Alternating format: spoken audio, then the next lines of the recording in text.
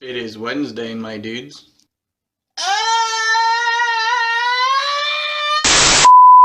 Why, hello there, you fellow humans. It's your boy Dashy here. Now, let's retry that. Hey, yo, what the fuck is up, YouTube? It's your boy Big Dick Dashy here.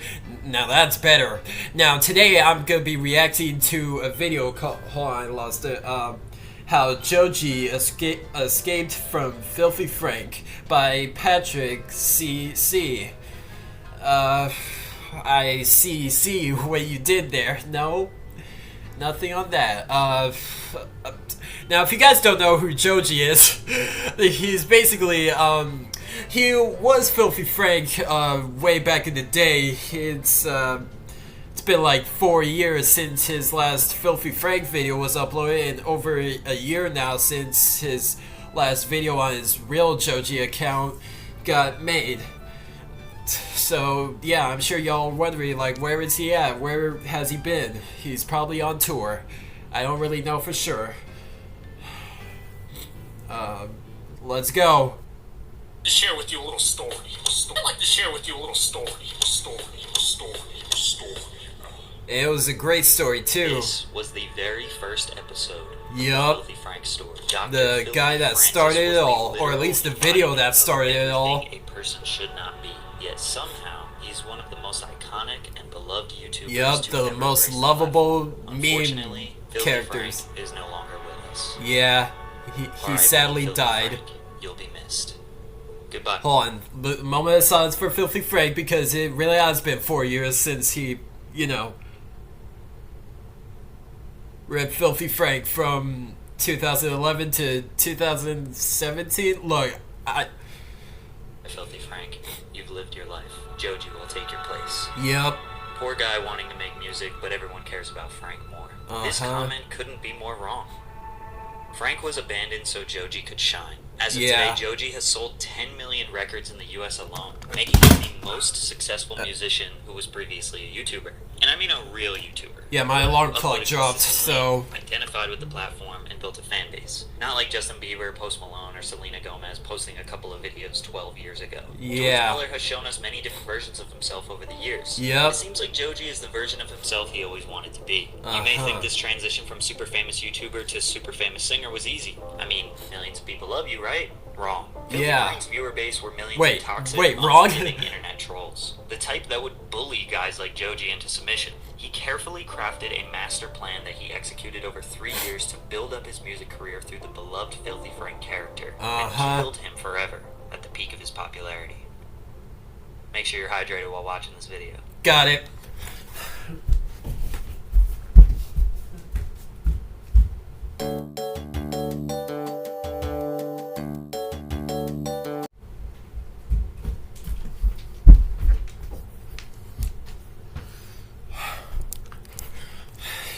Alright, let's continue. Disaster Music was the name of the very first YouTube channel created by George Miller in 2000. Yup, Joji created the first YouTube channel on the 15th of June, 2008. Alright. 2011, who at the time was a 16-year-old attending the Canadian Academy while living in Japan. He uploaded a few goofy skits of him and his friends, but not for long. He took a 1-year hiatus after it wasn't working out. During his hiatus, he focused on his music career.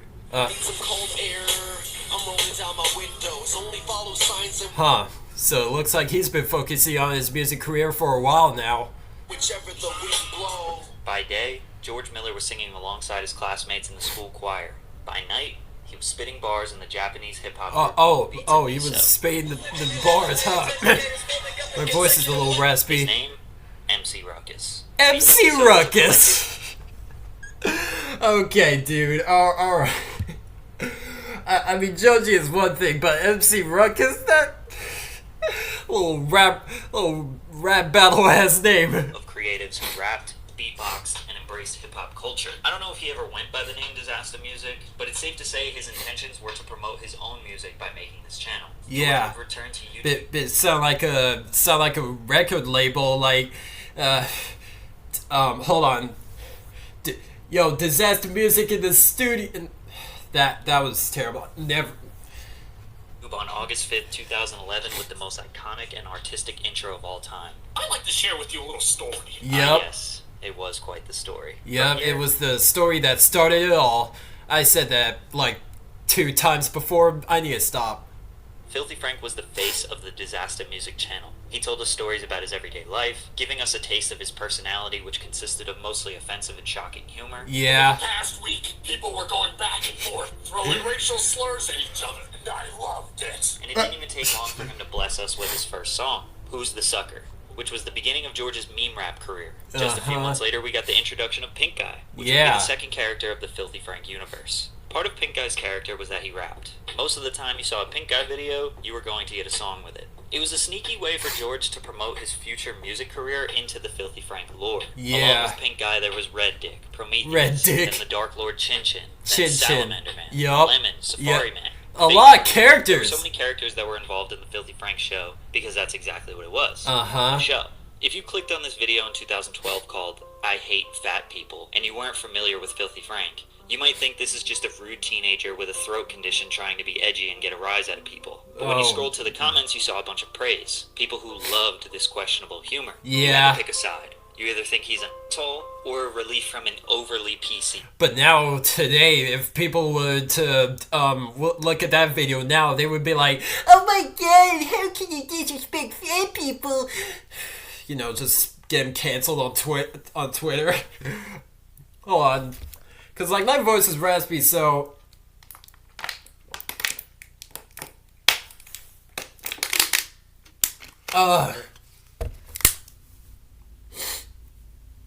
Society. George didn't start every video with a disclaimer saying that Frank is a character and he shouldn't be taken seriously. He just kept creating. It was up to you to figure it out. The Filthy Frank story, as well as the slew of side characters, was extremely complex and lacking continuity. Sometimes he would upload videos for a full year without continuing the story. If you think the story aspect was just an excuse for him to make edgy jokes and have a cop-out to avoid being canceled, tell that to this 5,000-word timeline of the story, including goodness and trivia questions, along with a number of extensive breakdowns on YouTube.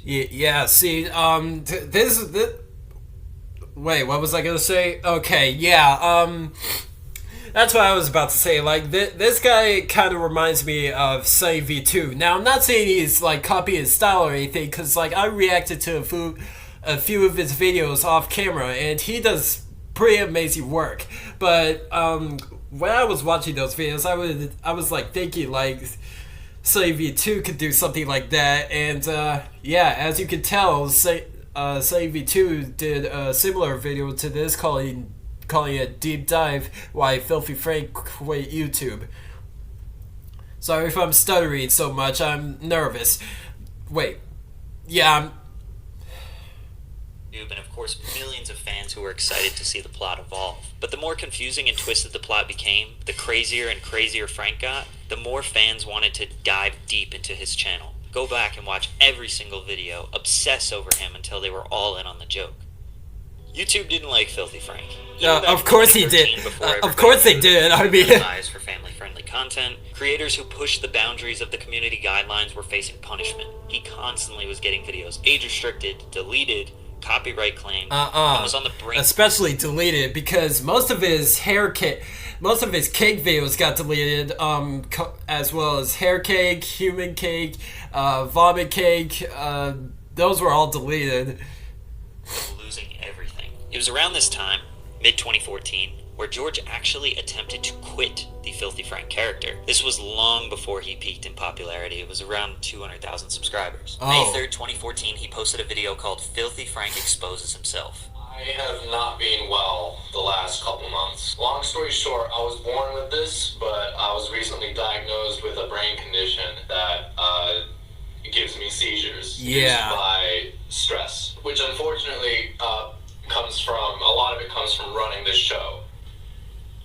It's tough. So I just needed to come back and explain a few things to you guys. So I hope you guys understand. I'm terribly sorry. You know, this sort of thing happens, you know, like... For the first time ever, he addressed the camera as George Miller in a very serious manner. The remainder of this 12-minute video is George announcing multiple different projects he's been working on and what to expect moving forward, including an animated series, 2 Pink Guy albums, merchandise, and a vlog channel, Joji Vlogs. This was the first introduction of the alias Joji. That this channel really has nothing to do with Filthy Frank or anything, and I would like to keep it that way, so really it's for myself. So if it bores you, I'm terribly sorry. My life is pretty boring. So the Joji Vlogs were supposed to be a detailed look inside of his everyday life. No pranks, no skids, no Filthy Frank at all. Only the diehard of the diehard fans. Yeah, just doing some typical, like, Casey Neistat vlogs. And kind of lacking purpose. But most people's everyday lives are mundane. That's why vloggers have to make up these ridiculous scenarios to be entertaining. However, there is one very important thing that these vlogs conveyed. Happiness. George was very happy making these videos. He was laughing, hanging with his buds, making music. It was clear he loved Joji Vlogs.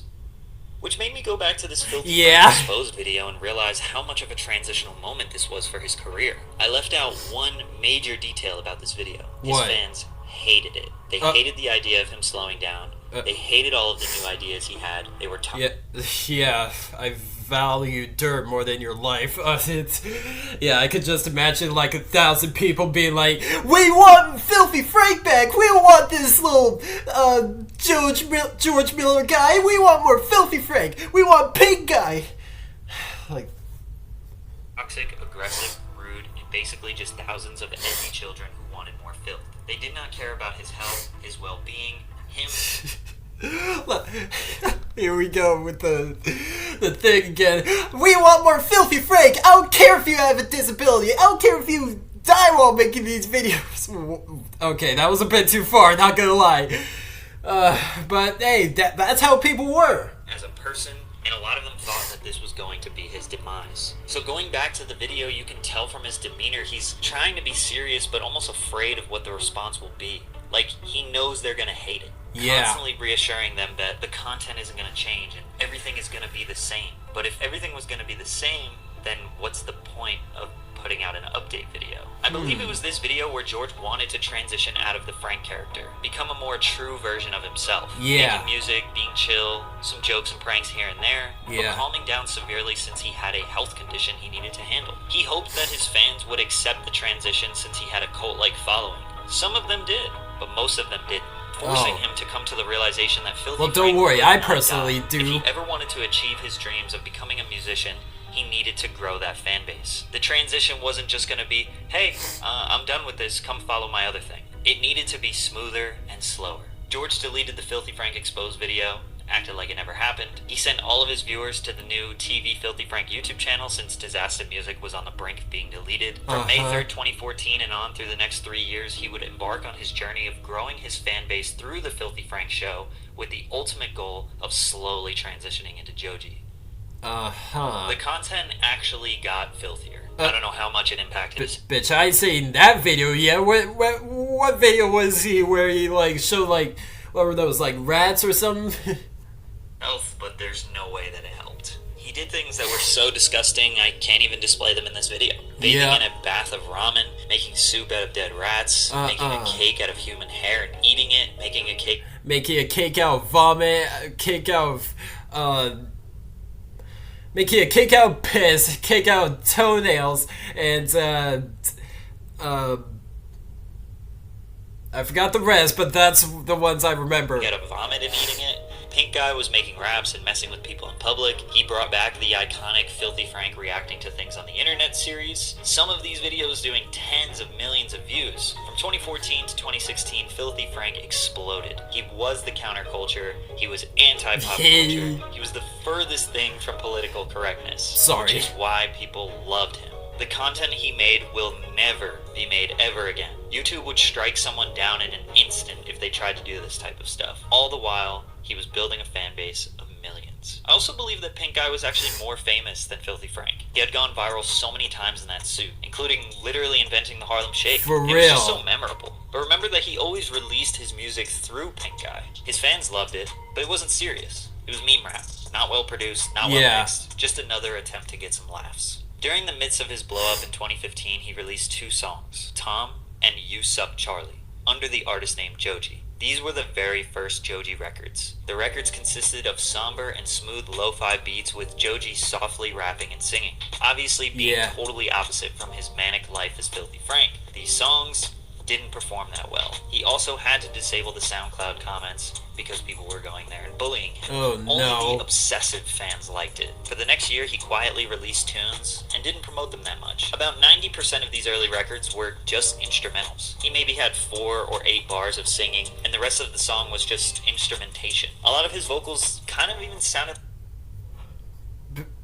Come on now. It's one of those things where, like, you're about to sneeze, but then it's like, nah, it's just like, it goes away, like, quickly. Like, damn it, just let me sneeze, alright? Like, they were sampled. Like, you couldn't even really tell if it was him. The song World Star Money was one of the first Joji records to get some attention from his fans. This was a smart strategy for him. Instead of just throwing a ballad of him singing his heart out with a full-on music video, he planted little seeds. Just a couple of singing lines or a couple of rapping lines. Not trying to overwhelm them, just slowly gaining their interest and slowly gaining their trust. Throughout 2016, he was working on a Pink Eye album, releasing music videos and snippets throughout the year. The fans could not wait for Pink Season. It's also worth mentioning that George was collaborating with a lot of other big creators, as well as getting love from musicians. He was a huge fan of the SoundCloud scene, on the EDM side and on the rap side. Music people wanted to f with him since he was a huge YouTuber and he was lit. But I'm sure behind the scenes, when they hung out, they realized he was just a really cool dude. So he was making a lot of friends in the industry. Pink Season released in January of 2017. It was a 33-song magnum opus of meme rap, which was a massive hit with his fan base. If there was a Best Meme Rap Album award, this would win every year. Yeah. It should have won a Grammy. For Pink real. Guy as an artist and an internet figure was peaking higher than ever. But remember, during the peak of all of this success, he was still quietly in the background working on Joji music, planting those seeds. A big part of his transition out of YouTube into music was with his affiliation to 88 Rising. 88 Rising is a management, record label, video production, and marketing company. They gained popularity by working with Asian artists who released their music in the States. Before Joji, some of the popular artists were Rich Brian, Keith Abe, and the Higher Brothers. Obviously, Joji was the perfect fit for them. In October of 2016, he got the first post on their page. It was something of a Pink Guy music video, but it wasn't him performing. I think it was the label's way of using George's influence to market this other song that was playing in the background. They would ultimately post his first song ever on their page, Tongue, over a year after it was originally released. Then they posted another, and another. And another. An obvious indication that 88 Rising and Joji are working together, just assuming that he signed with them around this time. This would bring us to April 2017, with I Don't Want to Waste My Time,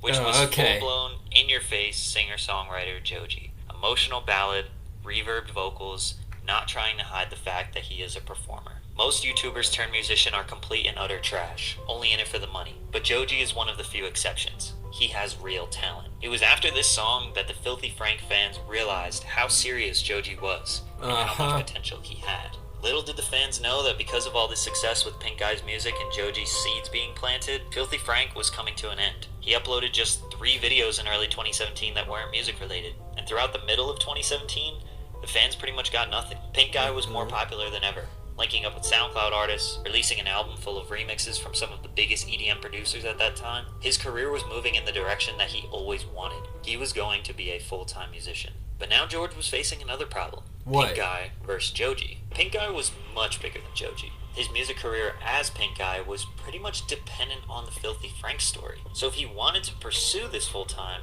it just made more sense to do it as Joji. He was doing press, interviews, sometimes as Joji and sometimes as Pink Guy. He released a Joji song in July and a Pink Guy song in August and said whichever one performs better is the career I'm going to pursue. Just kidding, but imagine it was that simple. Okay. He said in a 2017 interview on Hot Ones that he didn't want to be limited to just one type of art or media, that he wanted to pursue both Joji and Pink Guy. But he literally never made another Pink Guy song after this interview. He could have been lying. Again, just trying to soften the blow to Filthy Frank fans knowing that he won't ever come back.